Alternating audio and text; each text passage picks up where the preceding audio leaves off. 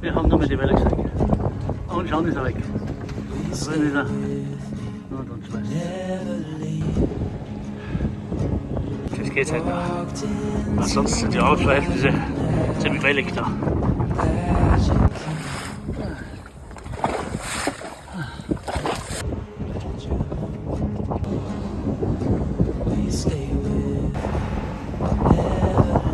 Viel Arbeit.